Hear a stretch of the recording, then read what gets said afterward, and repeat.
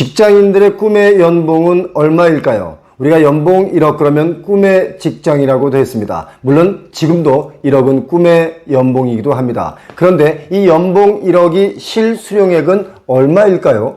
연봉 1억을 받는다고 해도 고가의 아파트를 사거나 고분양가의 부동산을 매수하기에는 정말 어려운 것 같습니다. 여러분 연령대의 연봉은 얼마일까요? 그리고 실수령액은 얼마일까요? 그런데 소득 대비 부동산의 가격은 왜 이렇게 비쌀까요? 오늘 이 영상 속으로 여러분의 소중한 마음을 모아서 지금부터 출발합니다.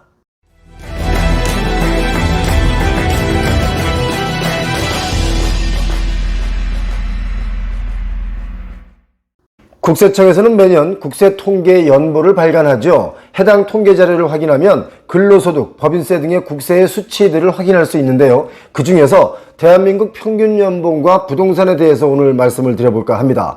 연봉 대비 부동산은 감당 못할 만큼 많이 올랐죠. 우리의 부동산이 왜 버블인지를 말씀드리겠습니다. 먼저 우리 경제를 먹여 살리는 생산인구, 경제인구에 대한 연봉에 대해서 알아보도록 하겠습니다. 여러분의 연봉은 얼마입니까? 2020년 기준 직장생활을 본격적으로 시작하는 20대 후반의 평균 연봉은 3,464만 원입니다. 하위가 2,570만 원이고요. 상위에 포진되어 있는 분들이 3,930만 원입니다. 그래서 평균은 3,464만 원. 30대 초반을 볼까요? 30살에서 34살인데요. 평균 연봉이 4,225만 원입니다. 30대 초반의 하위 연봉은 2,800만 원에서 상위 4,990만 원까지 포진되어 있는데 평균은 4,225만 원이죠. 자, 그렇다면 30대 후반 볼까요? 35세에서 39세인데요. 평균 연봉이 4,942만 원, 5천만 원대에 육박합니다. 영상 보시면서 본래 나이대가 아니면 좀 더 빠르게 패스트로 보셔도 상관없습니다. 가장 경제활동이 활발한 40대 초반을 볼까요? 40세에서 44세인데요. 평균 연봉이 5,440만 원입니다. 하위가 3,130만 원이고요. 상위가 6,750만 원. 격차가 좀 2배 정도가 나죠. 40대 초반부터 연봉의 상위와 하위가 격차가 좀 벌어지기 시작합니다. 자, 그렇다면 40대 후반을 좀 볼까요? 40대 후반, 45세에서 49세인데요. 평균 연봉이 5,646만 원입니다. 20만 원. 격차가 더 벌어지게 되죠. 자, 그렇다면 50대 초반 가보겠습니다. 50대 초반이 저희 시청자분들 중에는 많이 계신데요. 50세에서 54세입니다. 평균 연봉이 5,666만 원입니다. 그런데요, 잘 보시기 바랍니다. 50대 후반이 되면 평균 연봉이 좀 줄어듭니다. 5,195만 원이죠. 이렇게 줄어드는 이유는 명예퇴직과 임금 피크제가 여기서부터 걸리기 때문이라고 저희는 보고 있는데요. 60대 이상 평균 연봉은 4,239만 원으로 뚝 떨어지게 됩니다. 60대 이상의 평균 연봉이 뚝 떨어지는 이유는요, 역시 임금 피크제가 걸려있고 퇴직 후에 재취업 후에 연봉이 좀 줄어든 영향이 커졌다고 저희들은 보고 있습니다. 연도별로 평균 연봉을 한번 볼까요?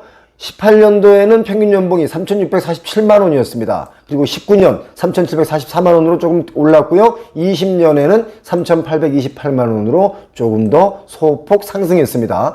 평균 연봉은 소폭 상승하는 반면 연봉 1억 이상 근로자 수는 증가했습니다. 연도별로 보면요, 2018년에는 80만 2천 명이 평균 1억 이상의 근로자였습니다. 그런데 19년도에는 85만 2천 명이죠. 그리고 2020년에 와서는 91만 6천 명으로 이렇게 껑충 뛰었습니다. 국세청 조사 자료니까 참고하시기 바랍니다. 1억 이상의 근로자 수가 총 91만 6천 명으로 2019년도로 비교하자면 7.5% 그러니까 한 6만 4천 명 정도가 증가한 숫자인데요. 대한민국 전체 인구가 5,200만 명이라고 감안한다면 약 1.5%에 해당이 됩니다. 그리고 전체 근로자 기준으로 본다면 약 4.7%에 해당이 되죠. 그러니까 연봉 1억 이상을 받는다라고 한다면 근로자 기준 상위 5% 안에 든다 이렇게 생각하시면 됩니다.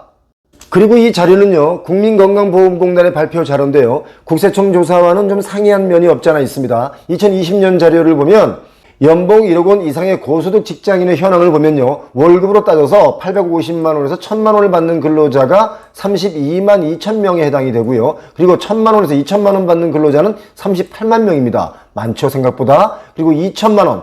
고소득자입니다. 2천만 원에서 5천만 원 받는 분들은 5만 7,926명입니다. 그리고 1억 원 이상 받는 분들은 1,898명, 10억 원 이상은 11명이 이렇게 국민건강보험공단의 자료를 보면 이렇게 나와 있습니다. 참고용으로 인지하시면 되겠습니다. 자, 여기서 지역별로는 어느 지역이 가장 연봉이 높은지 알아보도록 하겠습니다. 서울 지역이 가장 높다고 생각을 했는데 그게 아니라 세종시가 4,515만 원으로 평균적으로 가장 높습니다. 2등이 서울이죠. 그리고 경기, 그리고 울산입니다. 울산은 아무래도 여러 가지 기업들이 많이 있기 때문에 나름대로 다른 도시에 비해서는 연봉이 높은 편에 속해 있다고 여러분 많이 알고 계시죠. 1위가 세종시입니다. 아무래도 고위공무원들이 많이 있다 보니까 여기에 이렇게 연봉이 높아진 것 같습니다. 다음은 여러분께서 가장 궁금해하실 연봉별 실수령액은 얼마나 되는지 한번 알아보도록 하겠습니다. 연봉에 따라 실수령액은 얼마일까요? 2022년 기준에 연봉 3천만 원이라고 가정하면 여러가지 국민연금, 4대 보험, 소득세 공제, 총공제 금액, 실수령액을 따져봤더니 223만 원 정도가 실수령액이 되겠습니다. 350만 원 정도가 되겠습니다. 물론 약간의 그 보험료 차이가 있기 때문에 약간의 차이가 있을 수는 있습니다. 참고하시고 보시기 바랍니다. 평균값이기 때문에 나하고 좀 다른데? 라고 생각하실 수 있는데 약간의 한 1, 20만 원 정도의 차이가 있을 수 있습니다.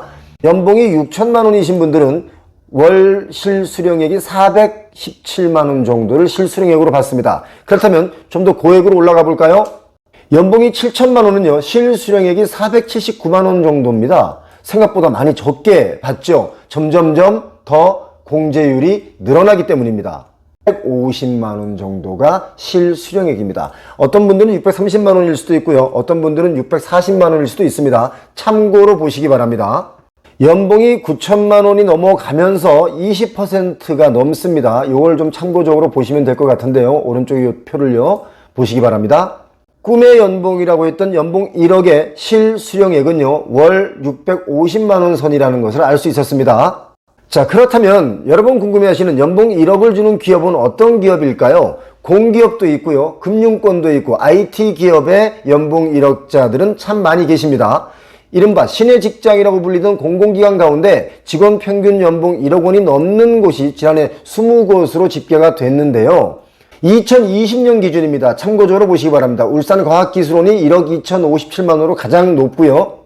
한국산업은행이 1억 1,370만 원이고요. 중소기업은행이 1억 7,702만 원입니다.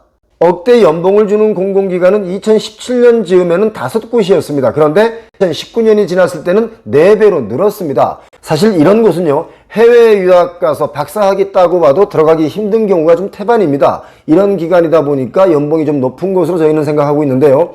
대기업도 연봉 1억 넘는 곳이 상당수가 있습니다.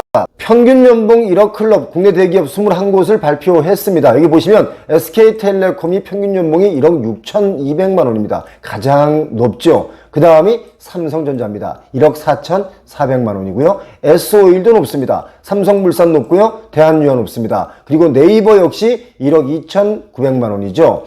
그리고 삼성 SDS가 1억 1,900만 원이고요. 삼성 SDI가 1억 1,000만 원입니다. 삼성이 많이 이렇게 포진이 돼 있고 포스코 역시 1억 900만 원의 연봉을 평균적으로 받고 있습니다.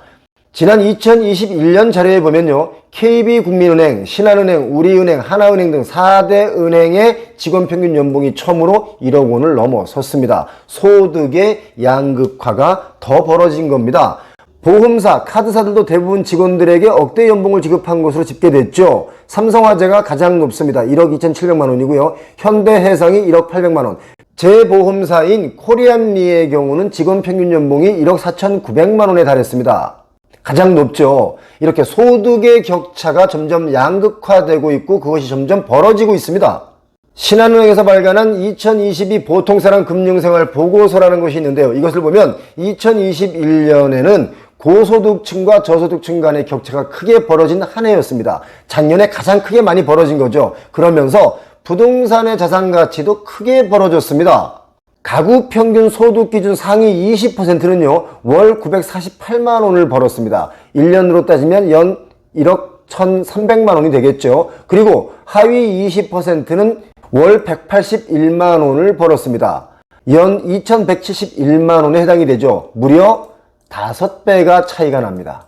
이런 차이는 애석하게도 부동산 자산에 있어서도 마찬가지입니다. 여러분 놀라지 마십시오. 2021년 기준 부동산 자산 하단 20%가 490만 원의 부동산 자산을 가지고 있고요. 부동산 자산 상단 20%가 부동산 자산 12억 2,700만 원을 보유하고 있습니다. 이것은요, 어마어마한 차이입니다. 251배의 차이가 납니다. 어마어마한 차이입니다.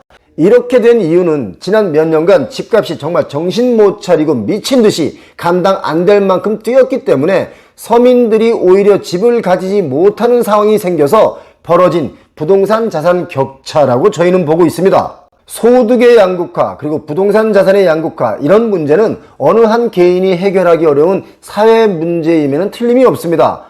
우리 모두의 인식 개선이 필요해 보이는 부분인데요. 이럴 때 하단 20%는 정말 큰 자괴감에 빠질 수밖에 없습니다. 열심히 살고도 이게 뭐야 하는 심정, 잘 살아왔음에도 마치 부동산 문제만큼은 잘못 살아온 듯한 괜한 상실감, 열심히 살아왔죠. 그럼에도 불구하고 나아지지 않는다면 이거 어떻게 해야 할까요? 여러분, 좋은 정보와 경제 공부를 통해서 할 수 있다고 봅니다. 작은 것부터 하나하나 성취하다 보면 해낼 수 있다고 저희는 봅니다. 위기에 맞닥뜨려졌을 때 좌절하는 것이 아니라 그래, 한번 해보자. 위기를 기회로 만드는 멋진 생각의 전환, 발상의 전환으로 우리가 힘을 내면 부자 되는 거 저는 가능하다고 보는데 여러분 생각은 어떻습니까? 고금리 시대에 저축의 시대가 왔습니다. 지금은 저축 후 종잣돈 만드는데 기회의 시간이 왔고, 그 종잣돈이 시간이 지나면 투자가 가능한 시기에 부를 만들어줄 수 있다고 저는 확신합니다. 부동산을 매수할 시그널의 데이터가 나온다면 반드시 여러분께 공유해 드리겠습니다. 표용호TV는 여러분께 조금 부족하더라도 진실된 정보를 전달하겠습니다. 영상 보시고 부자 될 기회를 희망하신다면 구독과 알림 설정 그리고 주변에 공유 부탁드리겠습니다. 열심히 사는 당신을 오늘도 응원합니다. 여러분 부자 되십시오. 행복하십시오. 고맙습니다.